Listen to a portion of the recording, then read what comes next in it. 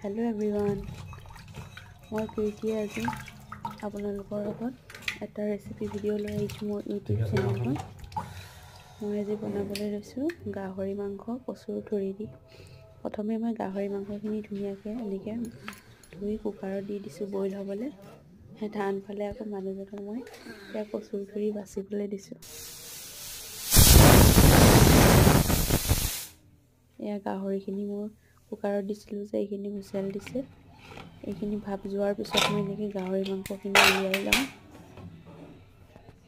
এইখিনি ওলাই লোৱাৰ পিছত মই কচুৰ ঠুৰিখিনিও ভালকৈ ধুই কুকাৰত দি দিম বইল হ'বলৈ।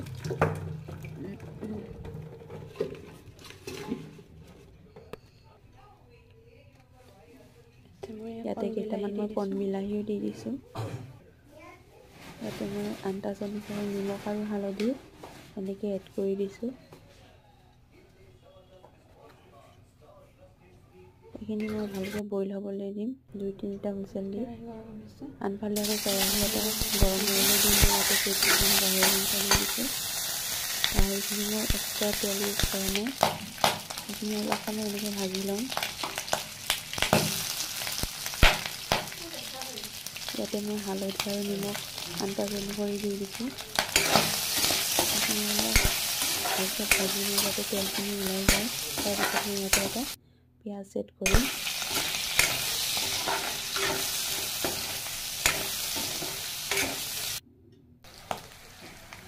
ইয়াতে মই আদা নহৰু জলকীয়াৰ পেষ্ট দি দিছোঁ।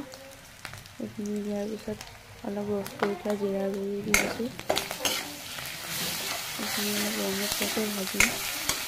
এইখিনি ভাজি হোৱাৰ পিছত মই ইয়াতে বইল কৰি থোৱা কচুৰ ঠুৰিখিনি এনেকৈ দি দিছোঁ। এইখিনি মই 15-20 মিনিটমান সময় ভালকৈ উতল আহিবলৈ দিম। উতল অহাৰ পিছত মই ইয়াতে ৰ'ষ্ট কৰি থোৱা জালুকৰ গুড়ি 1 চামুচ এড কৰি দিছোঁ। আকৌ মই 10 মিনিটমান সময় এনেকৈ ভালকৈ উতলিবলৈ দিম।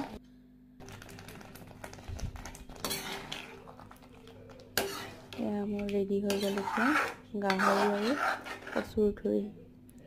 খাই বৰ ভাল লাগে, আপোনালোকেও ট্ৰাই কৰিব।